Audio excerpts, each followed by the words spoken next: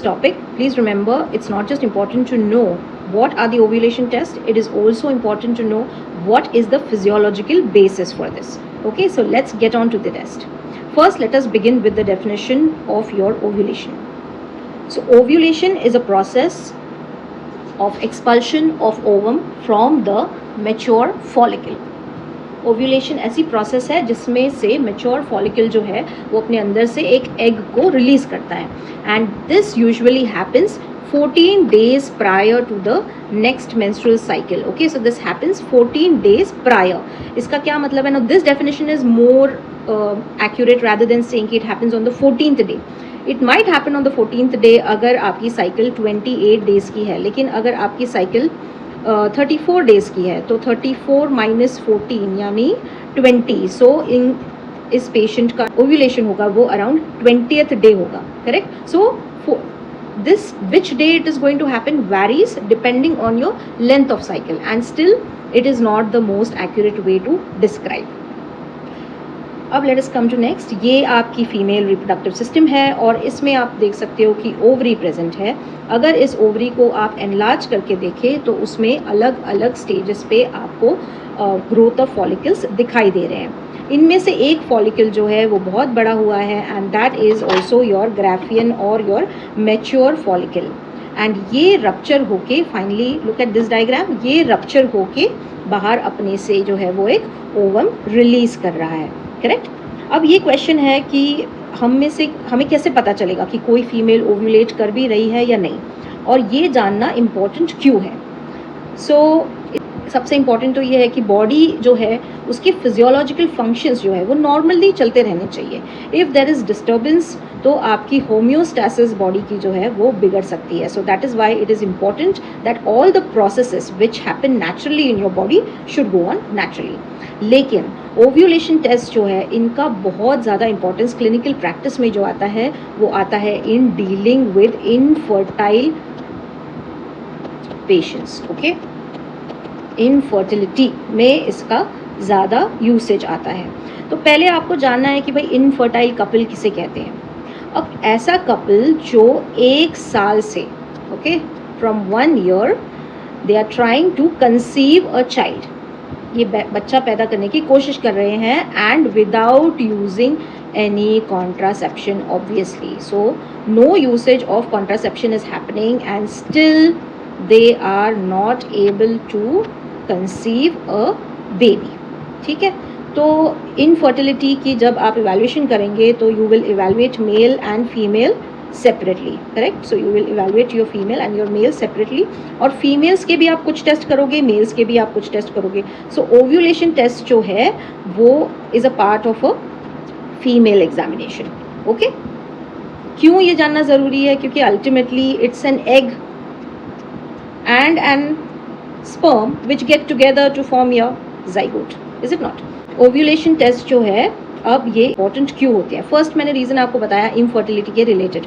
सो इसके रिलेटेड इसको थोड़ा डिटेल में समझते हैं. इनफर्टिलिटी पहली चीज़ तो to check if there is ovulation और नो, कि बेसिक ओव्यूलेशन हो भी रहा है या नहीं हो रहा है. ठीक है. Second, helping in conception. अब समझ लो किसी की इरेगुलर साइकिल है. फॉर एग्जाम्पल किसी की सपोज कभी 28 डेज की साइकिल है, नेक्स्ट मंथ पे ये 32 हो जाती है, तीसरे मंथ पे ये 26 हो जाती है. तो जब ऐसी साइकिल वेरिएशन है तो a couple does not really understand कि वो ओव्यूलेट कब कर रहे हैं, and despite their efforts conception might not be possible. तो इस केस में आप ovulation test can help them with when they should put their efforts. Third, to assess induction of ovulation. अब सपोज एक ऐसी फीमेल है जो आपको पता है कि ओव्यूलेट नॉर्मली नहीं कर रही है, okay, for whatever medical conditions. इसमें doctors will give her some fertility drugs, और इन फर्टिलिटी ड्रग्स से एक ओव्यूलेशन जो है वो इंड्यूस किया जाएगा. ओके. सो इन पेशेंट्स में क्या ये मेडिसिन काम कर रहे हैं, और अगर ओव्यूलेट हो रही हैं तो कब हो रही है. सो ये असेस करने के लिए भी ओव्यूलेशन टेस्ट आप यूज़ करते हैं. And last but not the least, your menstrual disorders. So apart from कि कपल जो इनफर्टाइल है and want a child, but supposing that किसी की फैमिली कंप्लीट है या किसी को it's not related to having children, other cases might be somebody is having abnormal uterine bleeding.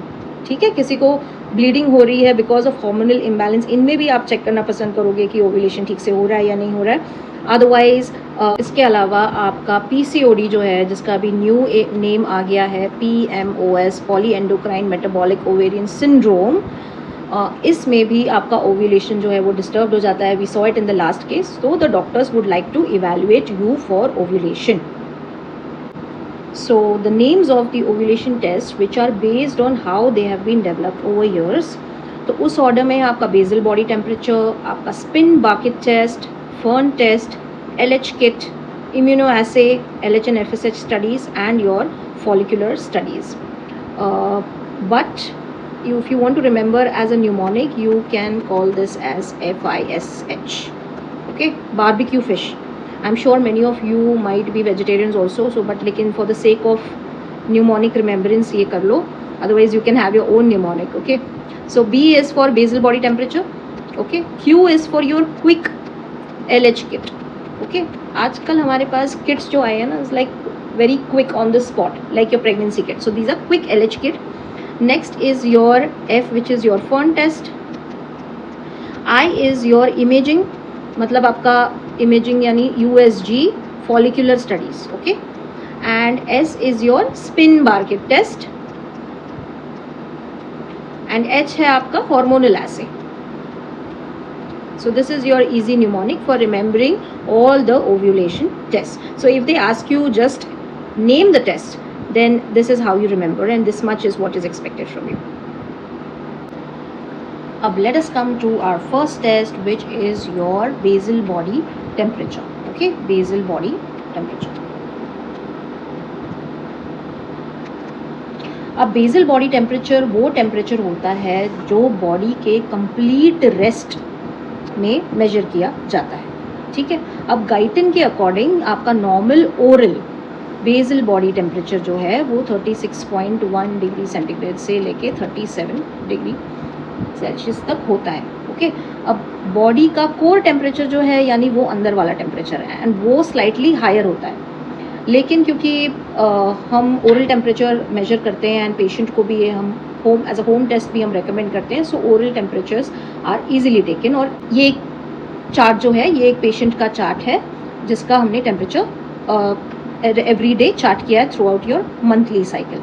ठीक है, so if you see this graph now, you will see that there is x-axis and then there is y-axis, and the x-axis is having 1, 3, 5, 7 such numericals.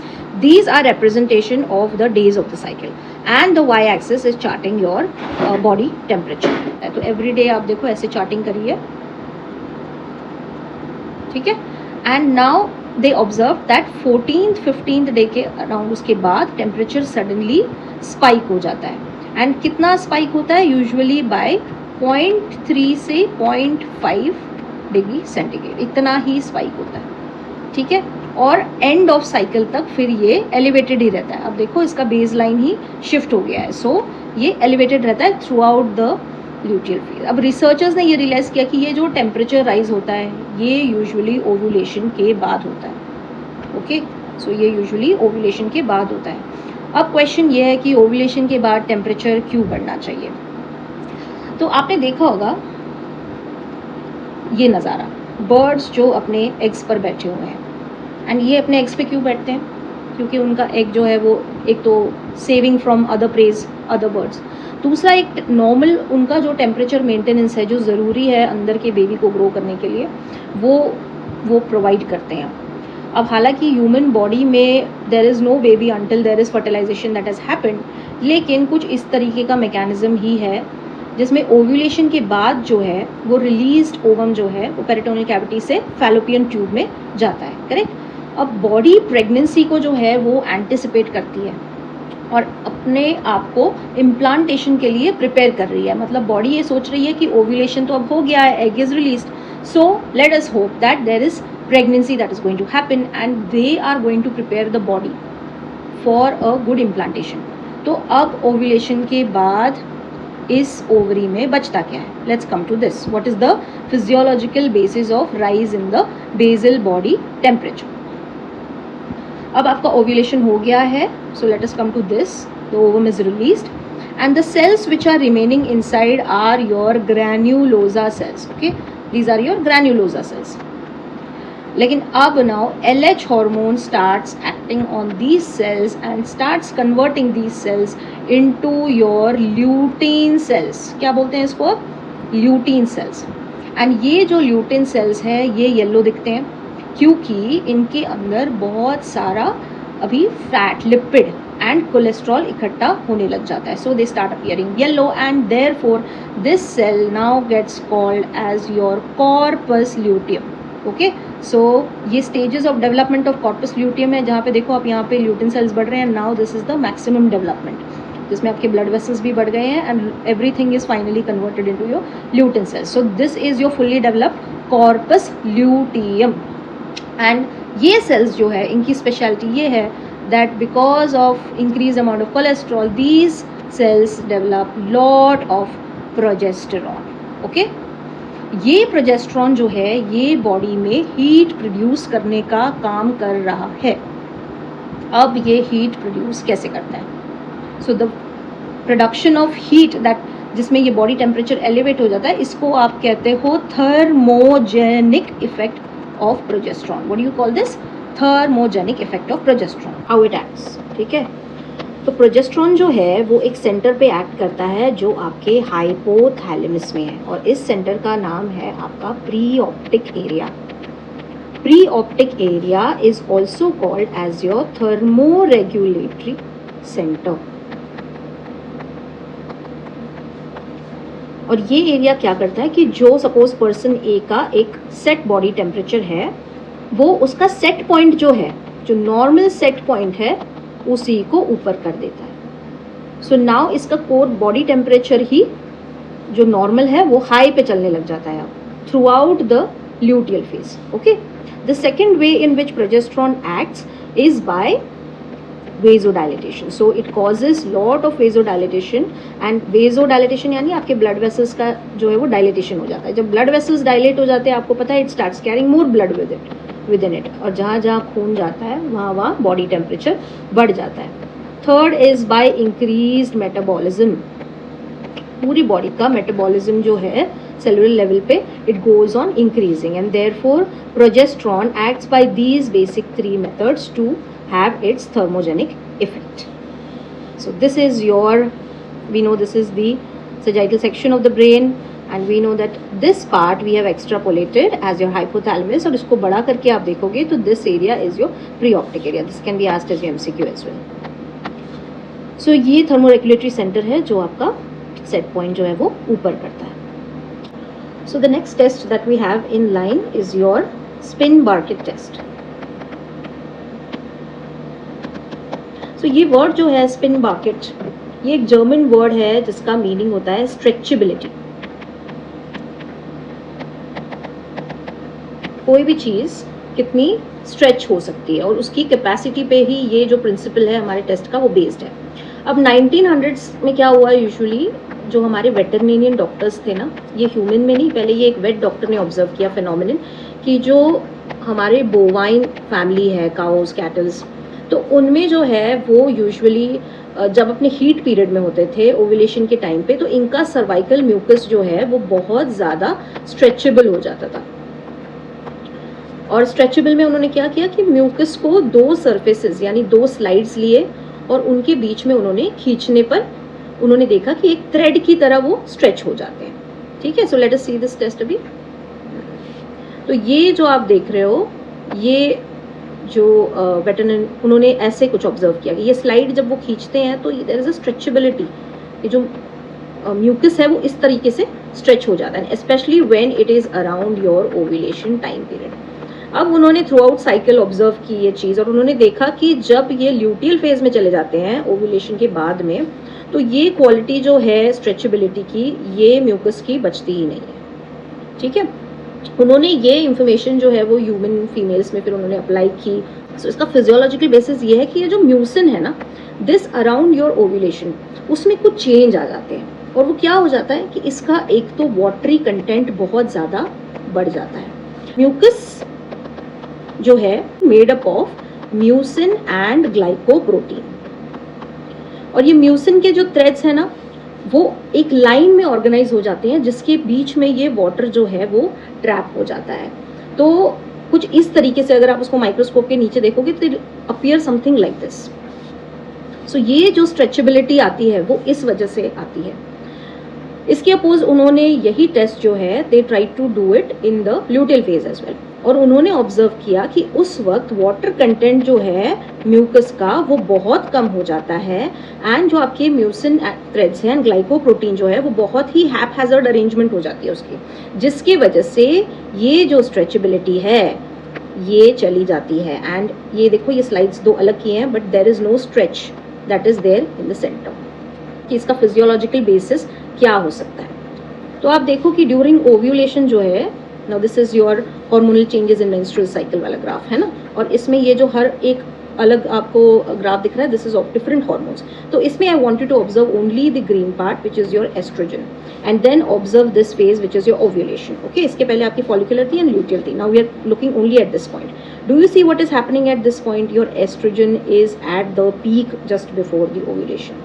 Okay, and this effect of mucus जो होता है जिसमें उसकी बहुत ज़्यादा पानी water content बढ़ जाता है या उसके जो म्यूसिन अलाइनमेंट ऐसे हो जाती है, this is the effect of the hormone oestrogen. And the same effect now see during the luteal phase what is happening, oestrogen जो है it falls down, correct? So that is why that water content also goes down and there is a haphazard arrangement of glycoprotein, because of which you don't get that stretchability. This is your Spin-Barrett test. Based on the same concept, we have our next test which is called as the Fern test. Fern आपको पता है पौधे का नाम है, correct? सो इसमें भी आप क्या करते हो कि एक स्वॉब लेते हो, कहाँ से? सर्विक्स से। तो फीमेल सर्विक्स से आप एक स्वॉब ले रहे हो, ये सर्विक्स है जो आप नीचे से if you observe this is how the cervix is seen, और उसको स्वॉब को लेके you put it on a slide, ठीक है? अब जैसे आप डीएलसी प्रोसीजर करते हो उसी तरीके से दूसरी स्लाइड एक 45 डिग्री एंगल पे रख के you are going to make a thin smear. Okay, after you have made a thin smear you will allow this to dry at room temperature, okay, and then you will observe your findings under the microscope. So what are your findings under the microscope will depend कि आपकी कौन सी ovarian cycle चल रही है, कौन सा hormone dominant है। तो सेम ईस्ट्रोजन के वक्त हमने देखा कि जब ईस्ट्रोजन फेज चल रहा होता है, ये वाला फॉलिकुलर फेज, इसमें क्या होता है कि इंक्रीज अमाउंट ऑफ एस्ट्रोजन है तो इंक्रीज्ड वाटर कंटेंट है, इसके अलावा यहाँ इंक्रीज्ड सोडियम क्लोराइड कंटेंट भी है। तो जब आप स्लाइड को रूम टेम्परेचर पे रख रहे हो ड्राई करने के लिए, सो वाटर जो है वो इवेपरेट हो रहा है और सोडियम क्लोराइड जो है इसका एक बहुत सुंदर आर्बोराइजेशन पैटर्न जिसको कहते हैं फर्न पैटर्न माइक्रोस्कोप के नीचे दिखाई देता है। अब वही चीज़ when you enter into the progesterone phase, इसमें क्या हो रहा है कि वाटर कंटेंट जो है वो कम हो जाता है एंड NaCl कंटेंट भी जो है वो कम हो जाता है, तो आपको ये टिपिकल फर्न पैटर्न दिख नहीं पाता। सो अंडर डिफरेंट फेजेस यहाँ पर वो कैसे दिखेगा, यहाँ पर कैसे दिखेगा, यहाँ पर कैसे दिखेगा, यहाँ पर कैसे दिखेगा, इसका एक डायग्राम है so for your easy understanding. तो देखो ये मेंस्ट्रुअल फेज है, इसमें कोई फर्न पैटर्न नहीं बना है। Let us come to the second diagram, यहाँ शुरू हो गया थोड़ा थोड़ा फर्न पैटर्न बनना because oestrogen is slightly going on increasing in the follicular phase. Now see ovulation phase के वक्त पे the estrogen had peaked before that, so we have a nice typical fern pattern that is seen. Okay, again in the luteal phase because a lot of viscosity has increased now, the water content has got down and the salt content has also gone down, तो ये आपका fern pattern भी है जो fragment हो जाता है। So this is your fern test.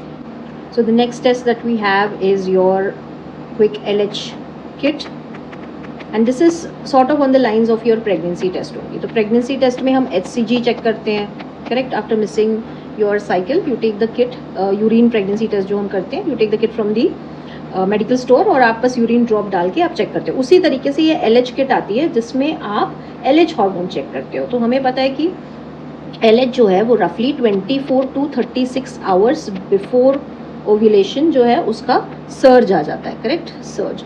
So let us go to this diagram. इसमें now we are checking only for this red graph, okay? This red graph is your LH graph और उसमें देखो कि so our ovulation is happening somewhere here and LH is surging around 24 to 36 hours. So, lady is having cycle of 28 days she will roughly estimate -14 14th day she is expecting that her ovulation will happen. तो इसके 2-3 दिन पहले से she will start using the LH kit. Okay, so if you plot this as how it appears basically, and the concept is same like your HCG कि आपके antigen antibody reaction basically होती है. तो supposing this is the kit, यहाँ पर एक well है, इसमें you add the urine sample. So you add urine sample here and then you wait.